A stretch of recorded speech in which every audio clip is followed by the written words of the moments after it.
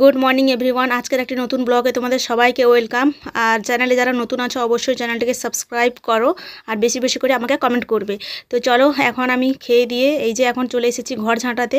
তো সকালে যে সব কাজ থাকে সেগুলো তো আমি করেই ফেলেছি, আর টিউশনও ছিল, সকালে টিউশন পড়িয়ে এখন 9টার দিকে আমি এখন ঘরগুলো গোছাবো বলে চলে এলাম। তো প্রতিদিনই ঘর তো আমি গোছাই, কিন্তু কি বলো তো, বাচ্চা যে বাড়িতে থাকে তোমাকে প্রতিনিয়ত ঘর গুছিয়ে রাখতে হবে, নাহলে সে ঘর আর ঘর থাকে না। ও সবসময় এটা ওটা জিনিস টিনিস মানে ছুঁড়ে ছটিয়ে, হ্যাঁ, মানে এদিক ওদিক সব এলোমেলো করে রেখে দেয়। তাও তো এখন একটু কাপড়গুলো একটু কমেছে, না হলে এ বাড়ি তো নয়, যেন এটা মানে কি বলবো, জঙ্গল। তো মোটামুটি চলো এখন এগুলো গুছিয়ে টুছিয়ে নিয়ে তারপরে ঝাঁটিয়ে টাঁটিয়ে আর বাকি যে কাজগুলো থাকে সেগুলো করে নেব। আর এই যে তোমরা আলমারিটা দেখতে পাচ্ছ, আমাদের মিনি আলমারি এটা, যদিও এটা সবাই দেখে বলছে এটা ফ্রিজ। তো বাইরে থেকে যারা দেখছে ওরা তো পুরো অবাকই হয়ে যাচ্ছে, বলছে এটা কি ফ্রিজ? আমি বলছি হ্যাঁ হ্যাঁ, গরম পড়েছে তো তাই আমরা ফ্রিজ কিনে এনেছি। তো সেই যে সকালবেলা কাজকর্ম গুছিয়ে নিয়েছিলাম, আর দেখা হয়নি তোমাদের সাথে, সেই বিকেলবেলা আবার আমি ব্লগটা স্টার্ট করছি। তোমাদের দাদাভাই গেছিলো লোকের বাড়িতে কাজ করতে, তো মিস্ত্রি এখানে ওখানে একটু একটু করে কাজ করছে। আর বিকেলবেলা এসে এই যে আমাদের দুটো এখানে ঢালাই বাকি ছিল, ওটাই এসে করছে। তো সারাদিন তো আর ব্লগ করতে আমি পারিনি, কারণ প্রচুর রোদ গরম, তার উপরে বাবুকে নিয়ে ঘরের ভিতরে থাকতে হচ্ছে সারাদিন। সারাদিন নয়, দুপুরে 11টার মধ্যে আমি কাজ কমপ্লিট করে নিচ্ছি, তারপর একদম সেই রুমে একদম ঘুমাচ্ছি, শুয়ে থাকছি, ফোন ঘাঁটছি, এইসবই করছি। আর বিকেলবেলা ওই জন্য পুরো আবার ব্লগটা স্টার্ট করছি। আর বিকেলবেলায় যে রান্না চাপিয়ে দিয়েছে এদিকে, আমাদের এখন 3 বেলায় রান্না হচ্ছে এই গরমের মধ্যে। আসলে ভাতটা তাড়াতাড়ি করে হয়ে যায়, ওই জন্য আর অসুবিধা হয় না। আর যদি দেরি হতো তাহলে মানে 3বার করে রান্না করতাম না। আর এখন সকালবেলা রান্না করে দিলে বিকেলবেলা খেতে আর ভাল লাগে না, ওই জন্য 3 বেলা অল্প অল্প করে রান্না করেছি। আর এখানে সন্ধ্যা সন্ধ্যা হয়ে আসছে একটু একটু, আর বাচ্চারা খেলাধুলা করছে, আর বাবু ওখানে মুড়ি খাচ্ছিল, ও এদেরকে দেখে এখানে ছুটে চলে এসেছে। ওখানে বস্তা দিয়ে ওই যে বসিয়ে দিয়েছি, ওদেরকে দেখছে আর খাচ্ছে। তারপরে কি হয়েছিল জানো, ওর মুড়িতে যা বালি ছিল সব বালি মুড়িতে মিশিয়ে দিয়েছে, কিন্তু ওগুলো আর খায়নি। আমি যখন গিয়ে দেখি, আমি বলছি কী রে, খাসনি মুড়িটা? যখন আমি দেখছি যে ও পুরো মুড়িতে পুরো বালি মাখানো।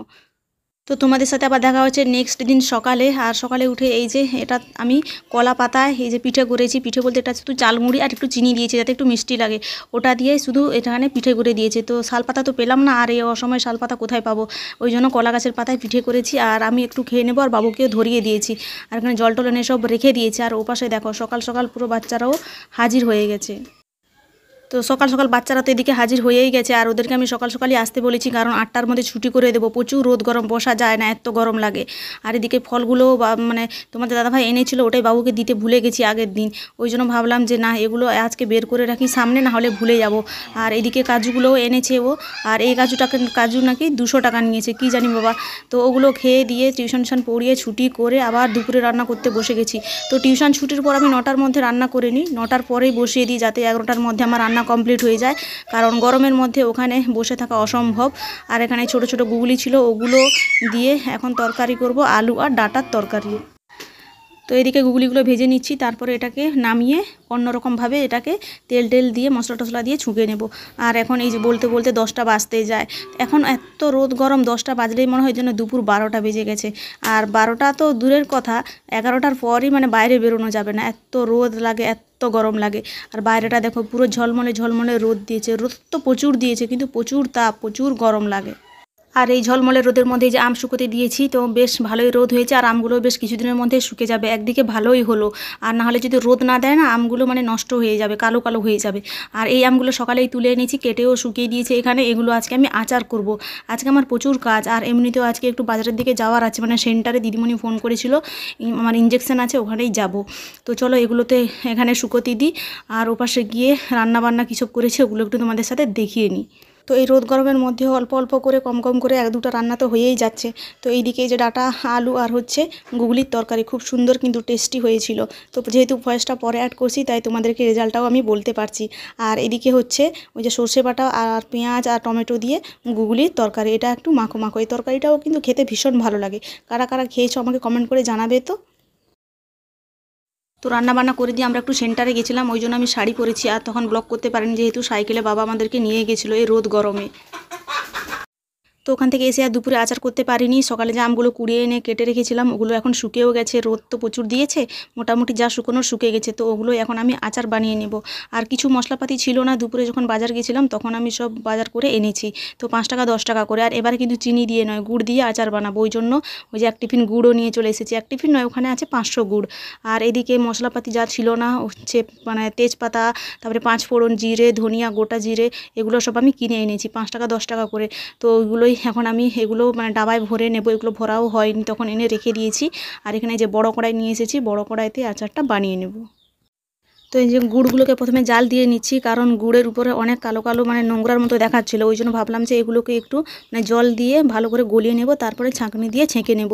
কিন্তু জল তো আমি পরে অ্যাড করেছি, এগুলোও কিন্তু ছাঁকনিতে ছাঁকা যাচ্ছিল না, মানে ওখানে চিটেও যাচ্ছিলো আর একটু মোটাও আছে। তো ওই জন্য মানে পরে জল দিয়ে ফুটিয়ে আমি ওটাকে আবার ছেঁকেছি। আর এখানে সব ভাজা করে নিয়েছি মশলাগুলো। যে লঙ্কা কম করেই দেবো, কারণ বাবু আছে যেহেতু, ও হয়তো খেতে পারে, ওই জন্য ওর লাগবে মানে ঝাল লাগবে, ওই জন্য লঙ্কা একটু কম করেই নিয়েছি। আর এই গরমের মধ্যে বেশি ঝাল না দেওয়াই ভালো। তো এখানে গুড়গুলো ভালো করে জাল নেওয়া হয়ে গেছে। তো আমি তো এভাবে বানাচ্ছি, তোমরা কে কীভাবে বানাও আমাকে অবশ্যই কমেন্ট করে জানাবে। আর এদিকে সব রেডি করে মশলা টশলা বাটাও হয়ে গেছে। আর এদিকে এই যে আমগুলো মানে তেল দিয়ে, সর্ষে তেল একটু বেশি করে দিয়েছি, তেল দিয়ে 5 ফোড়ন দিয়ে তারপরে আমগুলো দিয়ে দিয়েছি। আর এদিকে যে গুড়গুলো এই যে এই অবস্থায় আপাতত হয়েছে। তো একটু জল দিয়ে গলিয়েছি বলে একটু জল জল লাগছে, না হলে কিন্তু একদম গলছিল না গুড়গুলো। তো নোংরা যদি থাকে, নোংরা তো খাওয়া তো যাবে না, তো জল দিলেও অসুবিধা নেই। তো আমরা তো বাড়িতে থাকি এখন, সব সময় আচার খাবো, সব সময় এই রোদ গরমে, ওই জন্য বেশি নষ্ট হওয়ার চান্সও নেই যে অনেক বছর থাকবে জল টল দিলে নষ্ট হবে, সেই চান্সই নেই। আর ফাইনালি এখানে রেডিও হয়ে গেছে, এখানে মশলা টশলা দিয়ে পুরো ফাইনাল নামিয়েও নিয়েছি। তো এখন একটু কিছুজনকে দিয়ে দিব, মানে বাড়িতে যারা আছে, টেস্ট কেমন হয়েছে ওটাই। আমার তো আচার দেখে জিভ থেকে এখনও কথা বলতে বলতেই জল পড়ছে। তো এই যে কাঁচের জারটা ছিল, এটাতেই এখন এগুলোকে আমি রেখে। তো আরেকটা জিনিস, এটাতে আমি একটু তেঁতুলের জল অ্যাড করেছি।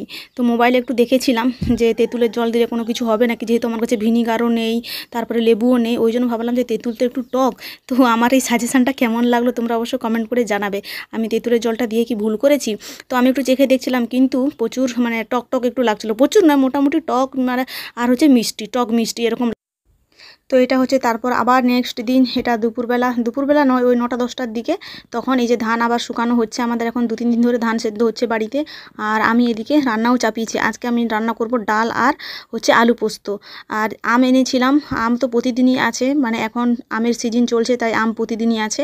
তো আমের একটু চাটনি করব। তো চাটনিটা আজকে একটু কাজু কিশমিশ দিয়ে ভালো করে বানাবো। প্রতিদিন তো আর একই রকম খেতে ইচ্ছে করে না, যেহেতু বাড়িতে কাজু কিশমিশ আছে তাই ভাবলাম যে কাজু কিশমিশ দিয়ে আমগুলো চাটনি করব। তো এইখানে এই যে আমগুলো কুচি কুচি করে কেটে আমি রেখে দিয়েছি। তো ডাল আর আলু পোস্ত তো বানানো হয়ে গেছে। আর এখন এই যে ফাইনাল তোমাদেরকে দেখাচ্ছি আমি চাটনিটা কিন্তু দেখতে যেমন লাগছে খেতেও সেরকমই হয়েছিল। তোমরা এভাবে যদি কেউ বানিয়ে খেয়ে থাকো আমাকে অবশ্যই কমেন্ট করে জানাবে। তোমরা তো খাবেই, মনে হয় আমিই খাইনি ওরকম। আসলে আমিও খেয়েছি, যখন হোস্টেলে থাকতাম তখন ফ্রুটসের চাটনি এরকম কাজু কিশমিশ দিয়ে খুব সুন্দর লাগতো। তো চলো আজকে রান্না বান্নায় শুধু তোমাদের সাথে শেয়ার করলাম, কারণ গরমে কোথাও যাওয়ার উপায় নেই, বাড়িতে শুধু রান্না করো ভালো মন্দ আর খাও। আর হালকা হালকাভাবে মানে রান্নাগুলো করে খেতে হবে, কারণ এখন তো প্রচুর গরম, তাই রিচ খাওয়া একদমই বারণ। তো চলো আজকের মতন টাটা।